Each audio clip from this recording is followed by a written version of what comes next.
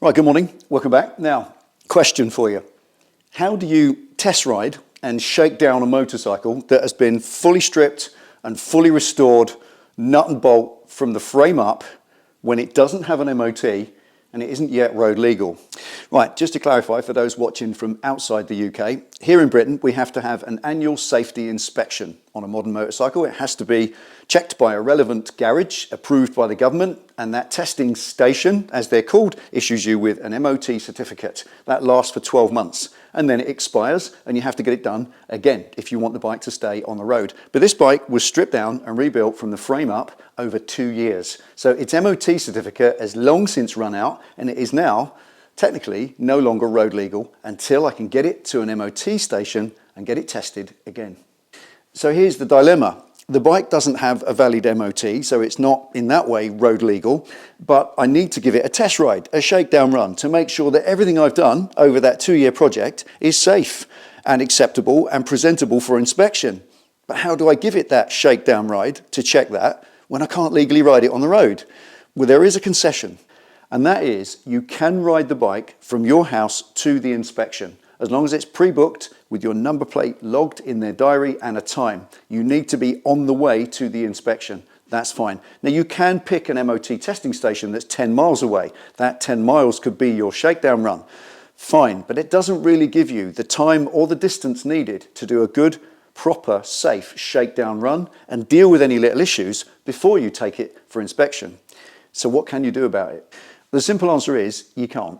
There is no way around it. You cannot ride a motorcycle on the road without a valid MOT unless it's on its way to an MOT test. So a couple of things you might do to kind of give you a half a chance. What about picking an MOT station that's 10 or 15 miles away? That's perfectly okay. You may use an MOT station of your choice. We are permitted to do that. So bypass a couple of the local ones and that will give you at least half a run. Now, if you have a problem on the way to the MOT, something that you determine is wrong, perfectly okay to turn around, come home, fix it, and postpone the MOT. That's not a problem. So you can kind of do that. But what about actually making sure before you leave your house that the bike's going to pass its MOT as much as you possibly can? What about carrying out your own MOT test before you leave?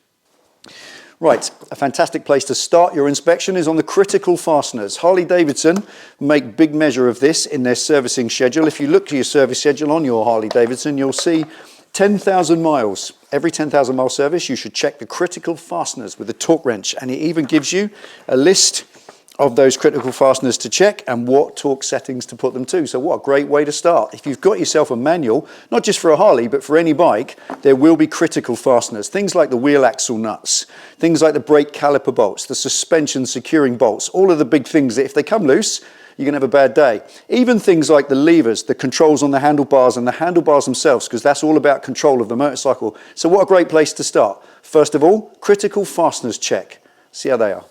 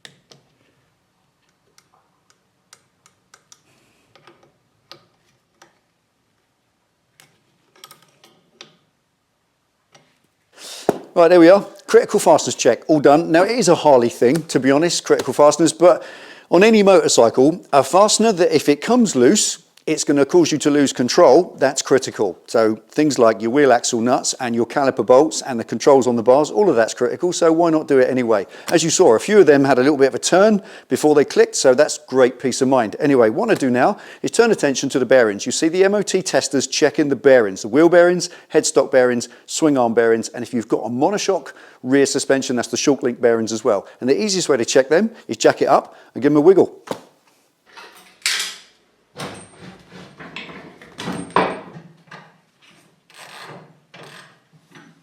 Right, headstock bearings. When they're worn out, they'll get a notch in the middle where if you turn the steering side to side, you'll feel a little click in the center. Click like that. And you shouldn't feel anything. It should be smooth and silky all the way lock to lock. There will always be a little bit of resistance from the wiring and the cables and the big fat clutch cable, all that, but don't worry about that. Just feeling for any notchiness whatsoever in that side-to-side operation. On Harleys, you do a thing called the fall-away test, where the wheel has to fall away by itself and all that, but never mind that too much. Just feel left to right that it's nice and smooth. And the next thing is to check whether there's actually any play front to back. And the way to do that with the wheel off is grab the bottom of the forks and you're rotating them that way, backwards and forwards, to see if there's any play in the forks and therefore in the bearings. And just grab the bottom of the forks and just give them a little muscle. There should be nothing whatsoever, absolutely no free play. If there is a tiny little bit, you can adjust it out with taper bearings, but honestly, once it's there, it's only ever going to get worse, and maybe it's time for some new bearings. But these are brand new, so they are perfect. And the next thing is the wheel while it's off the ground. Right, to check wheel bearings, you just need to wiggle the wheel sideways to its rotation. So as if you grab it there and rotate it that way, but obviously the headstock's moving, so that won't give you a check. Reach up the top by the forks, reach down the bottom, so you're in line with the forks, and give it a wiggle. And there should be absolutely no movement whatsoever. If you feel a little click there, a little tiny movement, your wheel bearings are on the way, and these as they're brand new are perfect. Finally, while we've got it off the ground, brakes. Right, important, brakes. This is probably the busiest part of the MOT. It's the thing that the tester is going to pay probably the most attention to. Have a look down inside the calipers, make sure you've got plenty of meat left on them pads. They don't cost enough money to try and push it. Just make sure that the pad material is at least the same thickness as the backing plate. If it gets any closer, if that backing plate touches the disc, it can start to trash it. And also have a look at the disc and make sure it's not too badly scored. Your brakes are your life, so don't take any risks. Make sure you've got plenty of meat left on your pads. And the next thing that is critically important is binding.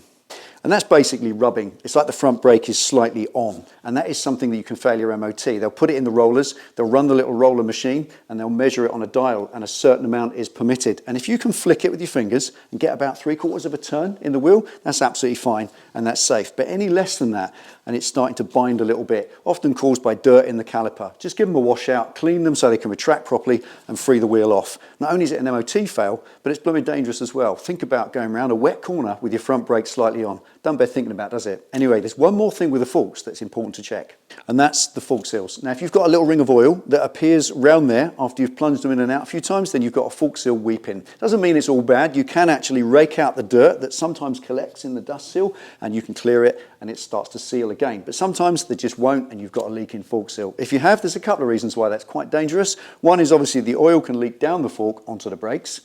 Don't need to say any more. And the other thing is you're losing the quantity of oil. The fork oil level is dropping as it's leaking out, and that's all bad because you start to lose performance on the bike, and that's a safety issue. So if you've got a leaking fork seal, just deal with it. It ain't worth it. It won't heal. It only ever needs a new seal, and they're not expensive. Anyway, that's the front end checked. Now let's do the back. Okay, with the rear, if you've got twin shock suspension, then there are just two sets of bearings to check. The swing arm bearings at the front of the swing arm and the wheel bearings themselves. So to check the swing arm bearings is quite simple. Just grab hold of the assembly and see if you can move it about. Now, the swing arm has an axle that goes laterally across the frame, and it has needle roller bearings either side, sometimes a third one in there as well, and it's the health of those that we're checking. So grab hold of the back of the wheel, you can wag it sideways. It's like a tail wag effect. That's the force we're going to apply to it. And rather than trying to look down there and see if you can see any free play, you won't see it. Put your finger down there and put your finger on a point where you're touching the frame and the swing arm at the same time. Stick your finger in a gap that's between the two, and if you move it around, you should instantly feel any free play. And on this one, as there are a new set of needle rollers in there, there's no play whatsoever. They're perfect. Now with the rear wheel, rotational, same as the front, with an axle going through, bearings either side. And we're testing those bearings to see if there's any play in them, so we rotate the wheel in that way. Simply grab the back, grab the front, and give it some flex. And if there's no play at all, you're good to go. If there is, then you have to have a closer look, because not only will it fail for wheel bearings that have got play in them, but at the same time it's a safety issue, so you want to get them replaced. Anyway, that's pretty much everything. Just a couple more things to check. Not something that's so obvious, this one maybe, but fluids. Make sure that all the fluids you've put in the bike are going to stay there. Remember, you put engine oil, primary oil, clutch and brake fluids, coolants, all sorts of fluids you put in the bike, and there's 1,001 places for them to leak out from. Not just the drain plugs, but the filler caps, the vent holes, the overflows, the bleed valves, the banjo bolts. All of them can potentially leak if they're not done up properly. So make sure that all the fluids you put in the bike are going to stay there for not just your safety, but the safety of other road users as well, obviously. Not necessarily an MOT issue, kind of, but certainly a road safety issue. And this is your Shakedown safety check after all. So fluids, make sure they stay put. And then there's one final, most important thing.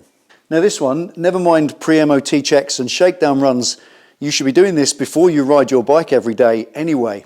The obvious one, lights and horn.